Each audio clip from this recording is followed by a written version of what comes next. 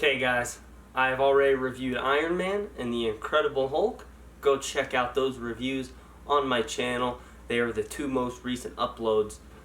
Now, it's time for the third MCU movie. And let's just say it's not up to the same quality as the other ones. Hey guys, welcome back to the MCU HQ, and this is my review of...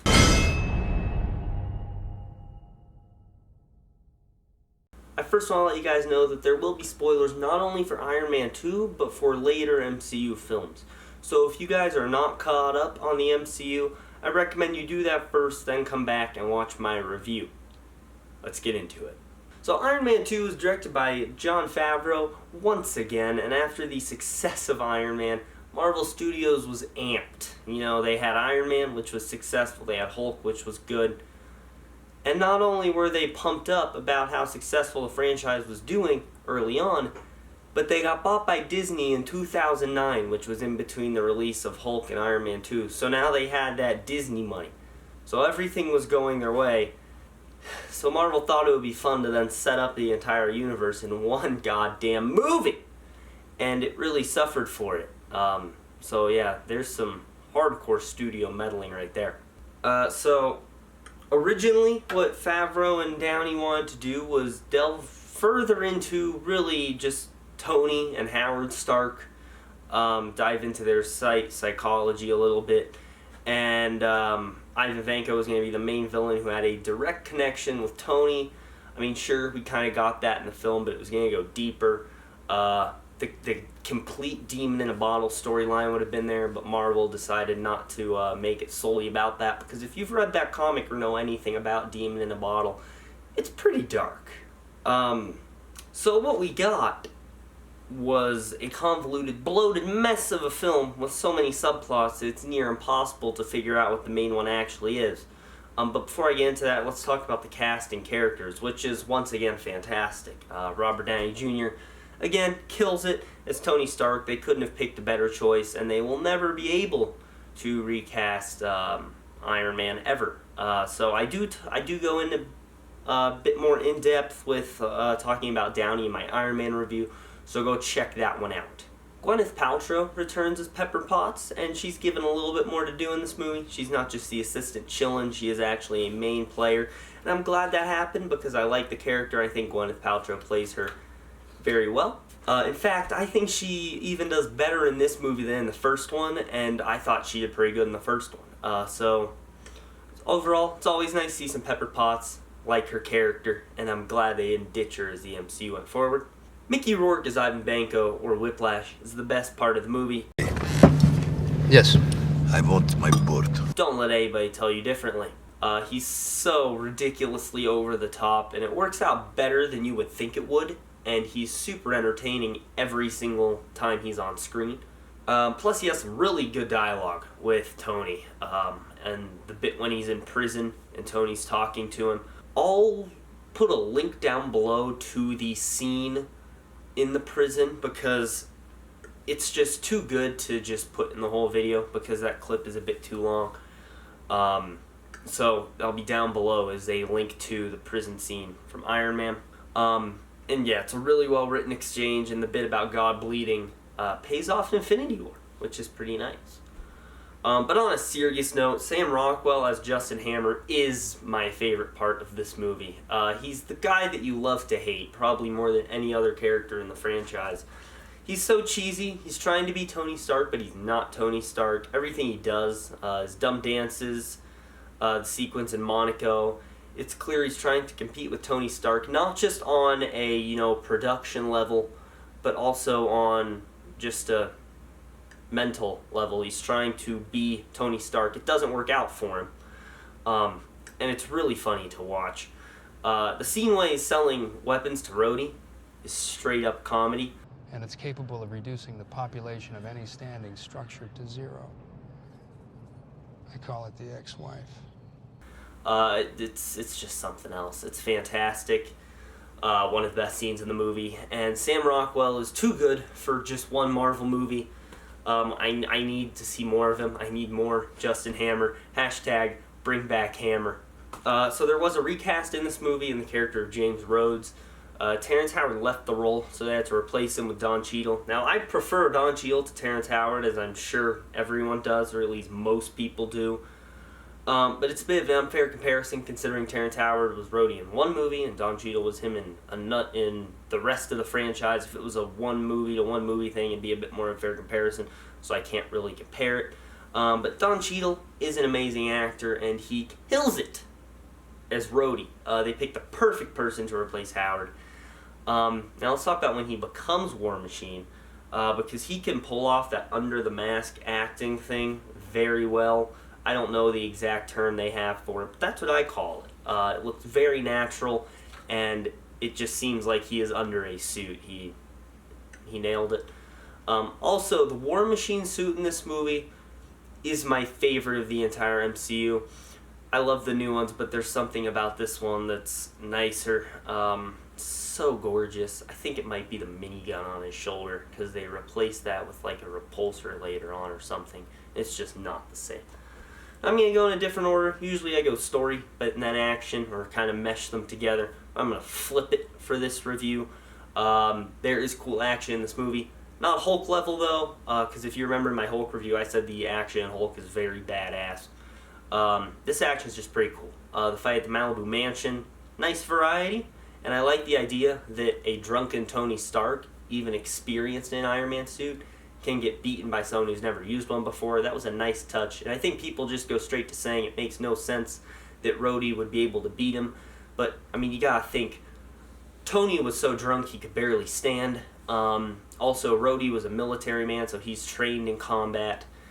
And also, it's not like they were using the missiles on the suit. I mean, sure, Rhodey used the repulsor, and if you want to make a complaint saying he just figured out the repulsor right off the bat, that's fair, but it's not like they were shooting missiles and stuff out of the suit. It was just hand-to-hand combat. And again, Tony could barely stand up. That's evident in the scene. So the final battle is a spectacle. And I always like that concept that the suit was compromised, but Rhodey being inside of it meant that he could tell Tony how to avoid him. Like he would say, "Hey Tony, I got target lock." And Tony was like, "On what?" He said, "On you." And then the Iron Man knew to kind of fly around so that way he couldn't hit him directly. And it just gets better when they land in the dome and all the drones come down. And they're just cleaning house with these drones. There's explosions. It's getting filthy. Stuff's flying everywhere. And I just want you to listen to the sound of War Machine's guns, because it's incredible.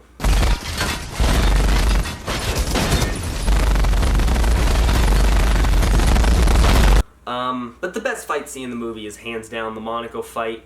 It's small, right? The fight itself isn't spectacular. It's very quick, just, a few punches. But it's the build-up that makes it work. Because before the audience even realizes Vanko's there, it feels like something isn't right. Everyone happy, Pepper, Hammer, all of them are like, something's wrong here. Then Vanko reveals the arc reactor, the whips turn on, and it goes bad very quickly, slicing up cars so no one can pass, and the Stark car comes through and he cuts it in half. And then Tony's on the road with no weaponry, and Pepper and Happy have to rush over with the case. And when they throw that thing and Tony kicks it, puts it on, it assembles onto him, it all builds itself. I still get chills. Step aside Mark 50 in Infinity War. This is the best suit up in the MCU.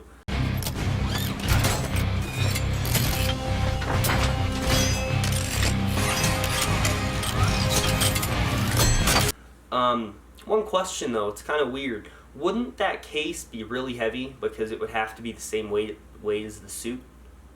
I'm just going to leave you with that thought. You'll never think of that scene the same. But let's talk about the story, of which there are many. This is where the movie falls apart. Everything so far has been very positive, but it's about to go the other way. Because there are so many stories and subplots in this movie that I challenge you to find the main one. Here's all of the ones I can remember off the top of my head.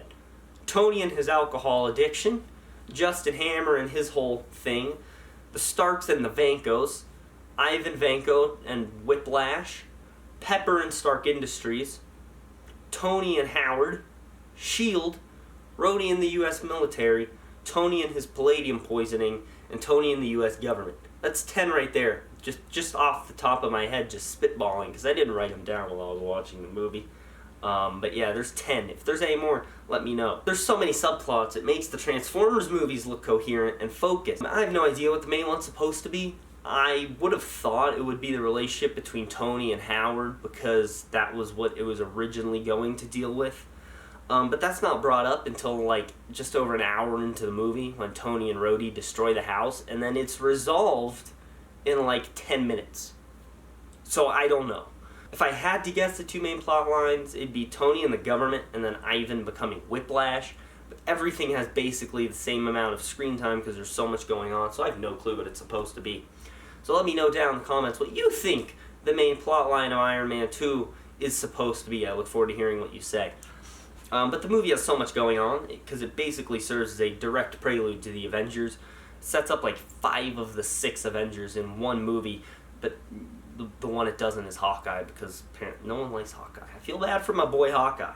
There's a prototype for Cap's shield that's shoved in your face. You know, in the first movie, it was in one shot with Captain America's shield. It's when he's taking off the Mark III. There's the image on screen. But in this, it's Coulson's holding it, they have a discussion, then Tony uses it to level his little steel pipe thing. Then Coulson mentions he's going to Mexico, which serves to set up the post-credit scene when Mjolnir shows up, and it's the only time that a movie actively works to set up a post-credit scene. Usually it's the other way around. A post-credit scene actively works to set up the movie. They switched it up, it was weird. Black Widow is in the movie, and at the end there is footage from the Incredible Hulk on screen. It's the Culver University fight, because this movie, Thor, and Hulk all happen at the same time. Most of Phase 1 happens at the same time. I'll touch on it in a different video. And Tony is holding a folder that says the Avengers Initiative, and then discusses the Avengers Initiative with Nick Fury and if he's qualified or not. So, good lord. This movie is way too focused on the Avengers. It's annoying. It should be an Iron Man story. The Avengers movie can deal with setting up the Avengers. That's what it's for. This should focus on Iron Man. Luckily, this is something Marvel didn't do too much down the line. They obviously melded with Hulk and Iron Man 2, and then they did a bit with Age of Ultron. But other than that, you could tell like Feige and the production team will give a couple hints. I'll mention this when we get to Guardians. But other than that, it's usually just, just do what you feel like. That's at least the impression they've given. We're going to hope it's actually what they do. And last thing, this movie's kind of boring. It runs out of steam after the Monaco fight and then comes to a screeching halt until the third act when the Expo pops back up. Oh, that's another thing. The Expo's a subplot. Oh my god, that's 11. Sure, there's the fight between Tony and Rhodey, but that's like all it has left. So from the Monaco fight to the Hammer drone unveiling, it's just characters driving around, arguing and talking until everyone is where they need to be for the final battle. A lot of subplots get set up and finished within this time, within like an hour of movie, or 45 minutes of movie. And it feels so unnatural. It doesn't feel like a natural progression of things. It feels like someone on the writing team had a clipboard with every subplot on it, and they would write a scene that was like 5 to 10 minutes long. That was the entire subplot. They'd check it off, plop it into the movie, because if you watch, these subplots just go by. Tony and Howard. Or it starts with the S.H.I.E.L.D. one. The S.H.I.E.L.D. one, that wraps up, ties into Tony and Howard. That one wraps up. Then we get to Pepper being CEO. And then we have to go deal with the Justin Hammer, Ivan Vanko situation. And then we have to go deal with War Machine getting his tech. And it all happens. It's not like edited together. It's just one after the other. And then that happens. And then we get to the third act. It's crazy. It feels really weird. So, anyway, in conclusion, Iron Man 2 is a hot mess of a movie. It doesn't focus on anything, so there aren't any main plot lines, just a series of subplots that convolute the movie and make it hard to get invested in any one thing. It works way too hard to set up an entire universe, and it suffers from being really slow for most of the movie, while they just check subplots off a list to get them out of the way. So do I enjoy Iron Man 2? Yes, I do. A lot more than a couple other MCU movies, but we'll get to those when we talk about those. But it has so much going on, and that harms it so much. Jon Favreau did the best he could and made it coherent where he could. And those parts are great, but sadly, no one can make a perfectly coherent movie that has that much stuff going on. So I'm going to give Iron Man 2 a C. So that's going to be it for my Iron Man 2 review. Stay tuned for my Thor review, which should be up sometime soon. Anyway, leave your thoughts down in the comments below. What did you think of Iron Man 2? Do you agree with my points? Do you disagree? I want to hear it all. Also, leave a like on this video, subscribe, and click on the bell icon to receive all notifications from the MCU HQ. That's going to be it. Have a great day, guys.